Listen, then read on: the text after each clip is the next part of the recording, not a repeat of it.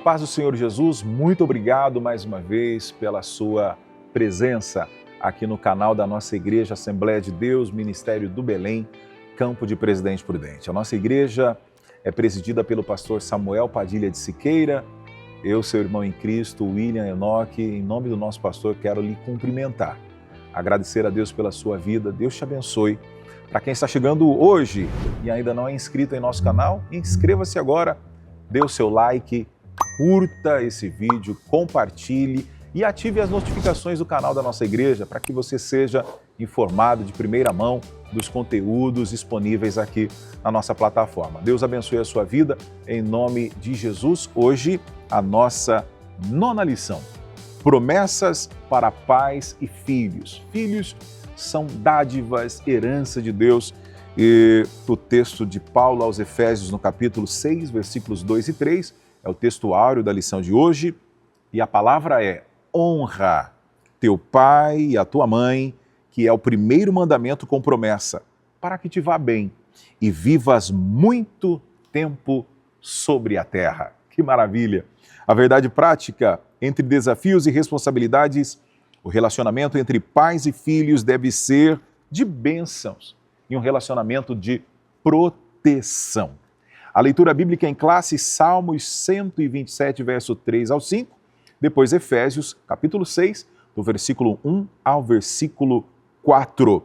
Os objetivos da aula de hoje é mostrar biblicamente como deve ser o relacionamento entre pais e filhos, mas também conscientizar do cuidado que os pais devem ter com seus filhos e compreender as bênçãos que Deus tem para os pais e para os filhos. Em um mundo tão conturbado de tantos valores invertidos, vamos tratar hoje sobre essa grande bênção, os filhos, e como nós, os pais, devemos nos comportar à luz da palavra de Deus. Você acompanha esse e muito mais outros assuntos importantes para a nossa vida espiritual a partir de agora com o nosso irmão, nosso amigo, o pastor Diego Fonseca.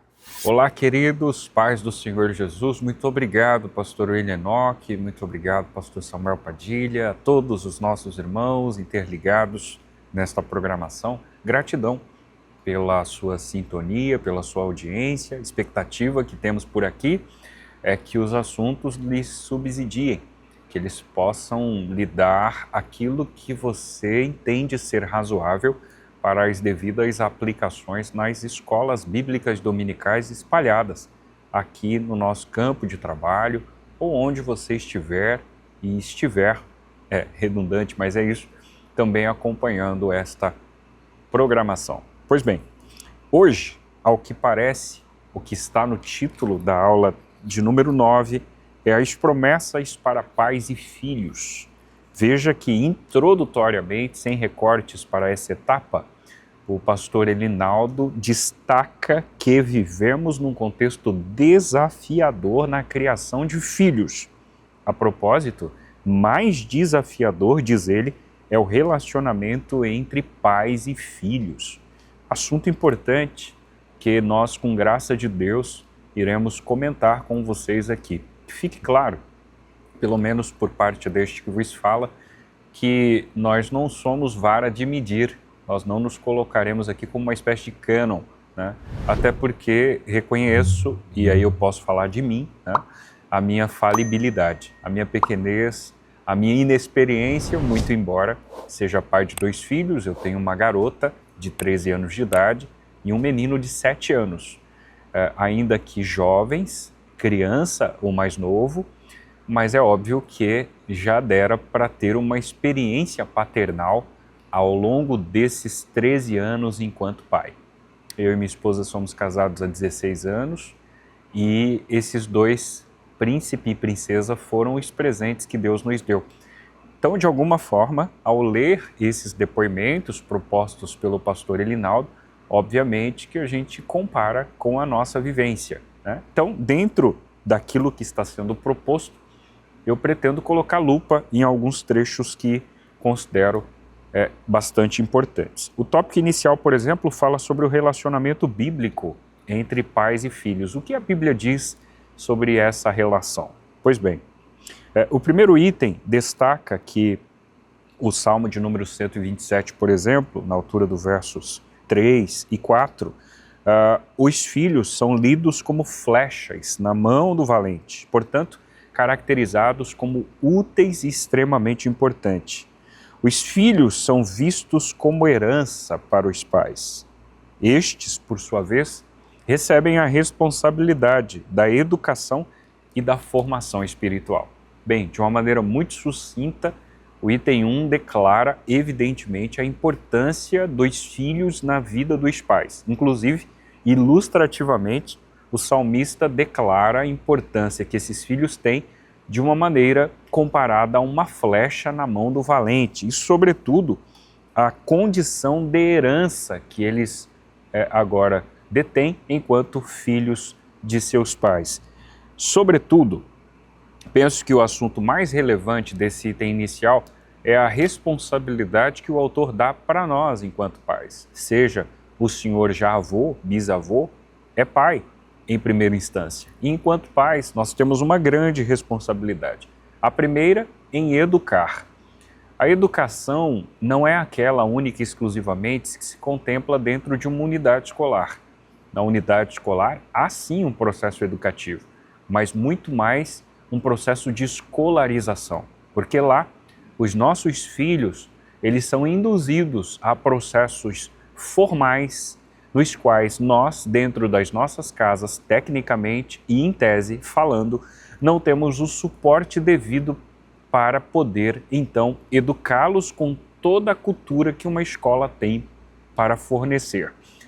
Portanto, quando o autor fala sobre a educação do lar, não necessariamente ela se refere à escolarização, porque essa, a escola, cada qual em seu nicho, cada qual da sua forma, cada qual com as suas ferramentas e possibilidades, seja pública ou privada, oferece aos nossos filhos.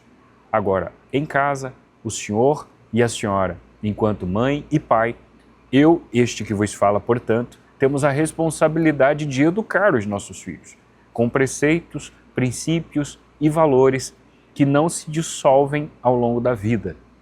O princípio de 22:6 de Provérbios, que não é uma regra, não é uma doutrina, mas é sim um princípio pedagógico, diz uma verdade: educa o menino no caminho em que ele deve andar.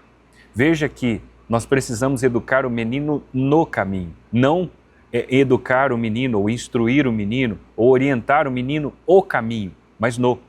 É diferente orientar o caminho é você dizer, vá por aquele, sem que você se passe ou tenha passado, ou caminhe juntamente com ele pelo caminho sugerido. Agora, caminhar, ou educar, ou instruir, ou orientar o garoto, a garota, o menino no caminho, é basicamente tomar a mão dele, dela, e caminhar pelas mesmas vias pavimentadas. Essa é a ideia. Fazendo isso, muito possivelmente, conforme alega o texto, estes não se desviarão do caminho. Veja que, por mais que os nossos filhos se deparem com desafios diversos, e ainda mais no contexto de então, ainda assim os valores e princípios internalizados nele desde a primeira infância não serão esquecidos. O item 2 fala de um mandamento com promessa. Há uma promessa divina mediante a obediência de um mandamento. A propósito, essa promessa está destacada no texto de Paulo, Efésios capítulo 6, versos 2 e 3, quando ele evoca uma situação mosaica. Honra o pai, honre a mãe. Esse é o primeiro mandamento com promessa, a fim de que você vá bem e viva muito tempo sobre a terra. A promessa evidente está sendo recitada no item 2. Agora, promessa essa que já havia sido dita, ela só é revista por Paulo na altura da carta aos Efésios, mas já havia sido elencada, destacada, ventilada, evocada por Moisés no capítulo 20, verso 12 do livro de Êxodo. Mas eu encerro minha participação, especialmente nesse primeiro momento, falando sobre os mandamentos e bênçãos para os pais, que se existe para os filhos, há também para os pais. Estes, os pais, não devem provocar a ira dos seus filhos. Fica um recado importante de Paulo na altura do verso 4, capítulo 6 da carta aos Efésios. Os pais precisam desenvolver, nutrir, cultivar paciência e cuidado para lidar com os filhos. Isso é o que nós estamos em falta hoje, impacientes, intolerantes, com pouco tempo de qualidade para fornecer para os nossos filhos. às vezes cansado da rotina, não conseguimos sentar para escutar, para ouvir, para debater, para discutir, para dialogar, para instruir, para corrigir, para exortar, devido à rotina puxada que muitos pais convivem nos dias de hoje. Que o Senhor nos dê graça para que exerçamos esse tempo de qualidade, afinal de contas, eu acho que não vale a pena nós ganharmos o mundo e perdermos a nossa família. Então, a começar desde que vos fala, possamos valorizar os nossos filhos a ponto de causar neles um impacto, não de uma maneira compulsória, mas exemplar e influente, a fim de que eles vejam em nós o desejo pelo reino, pelas coisas de Deus, não pelo ativismo religioso, mas por Deus e pelas coisas de Deus, e que essa simpatia se torne um convencimento de que esse é o caminho verdadeiro que eles devem palmilhar. Por fim, veja que o autor destaca que devemos valorizar a nossa família como um presente de Deus, ao mesmo tempo instruir os nossos filhos para que andem no caminho com temor do Senhor, de modo que eles não se desviem. Essa é a nossa oração, essa é a nossa crença e fé. Oremos para que o Senhor guarde a nossa casa, os nossos cônjuges, as nossas filhas, os nossos filhos desse mundo tão perverso. Que toda palavra, que todo pensamento intuitivo de qualquer ordem, seja de um parente, de um amigo, de um conhecido ou de um desconhecido acerca do seu filho, da sua filha, não prevaleça, se ele não vier de Deus, mas que a sua família, que os seus filhos estejam protegidos, guardados, porque os planos de Deus para ela e para ele já estão escritos. Agora, cabe a nós, enquanto pais, educá-los, orientá-los, a fim de que eles persistam no caminho correto e usufruam das promessas de Deus. O segundo tópico, o cuidado dos pais com os filhos. Nós devemos cultivar o ensino da palavra de Deus. Nós devemos ensinar os filhos. Então, eles têm responsabilidade para com os seus pais, conforme os textos bíblicos que estamos estudando. Mas sabemos que os pais também têm responsabilidade com seus filhos. E nesse aspecto, nós observamos que uma das maiores responsabilidades é o cultivo da palavra de Deus. A base para a formação espiritual, moral, mas também emocional e social dos nossos filhos está na palavra de Deus. Além desse ensino ser cultivado no ambiente do lar, cabe aos pais o incentivo e estímulo de levar os filhos à igreja local, de encorajar os filhos a participar dos cultos, dos estudos bíblicos, da escola bíblica dominical, do culto de ensino da palavra de Deus, a serem frequentes na casa do Senhor. Porque quando isso acontece, a igreja passa a ser a extensão do lar e esse, consequentemente, a extensão da igreja. Lembramos que o salmista escreveu: alegrei-me quando me disseram, vamos à casa do Senhor. Assim os nossos filhos terão um ambiente adequado para experimentar as promessas de Deus na vida deles e, consequentemente, em toda a nossa família. Agora, não se pode abrir mão das prioridades na vida familiar. É a palavra de Deus que nos ensina que, para cuidar da igreja, é preciso que o obreiro cuide bem da sua família. A sua casa é a primeira congregação. Eu não estou dizendo que esta é uma tarefa fácil, é difícil, mas o Senhor Jesus nos ajuda. Embora a Bíblia nos fale sobre esse assunto e o público-alvo geralmente são os candidatos ao ministério, é evidente que Deus espera que todos os pais cristãos tenham o devido cuidado e atenção com a sua família. Cuidar da sua família.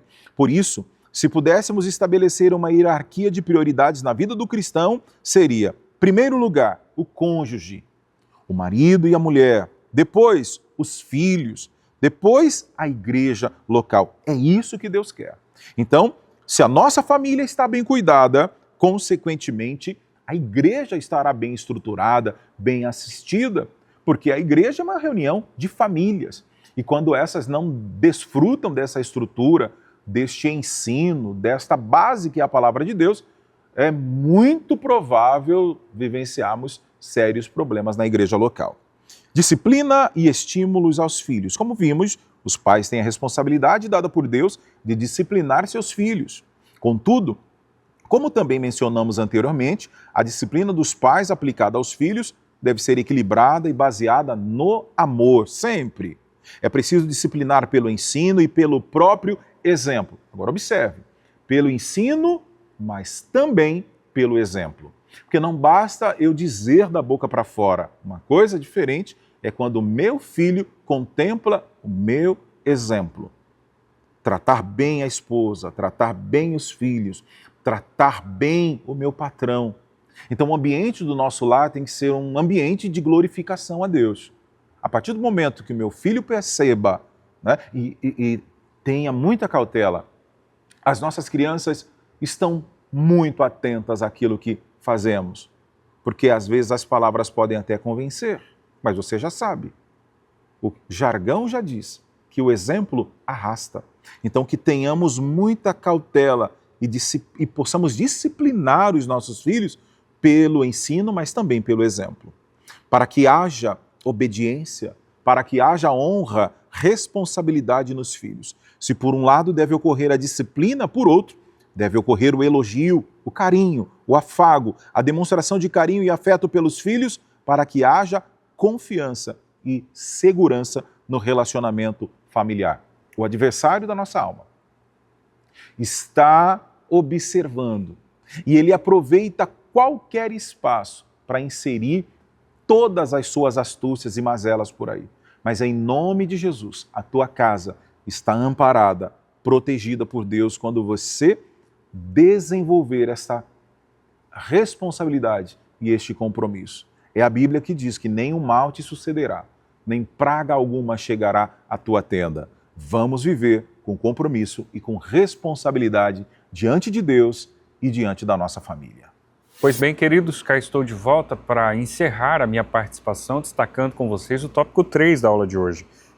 Bênçãos, pais e filhos.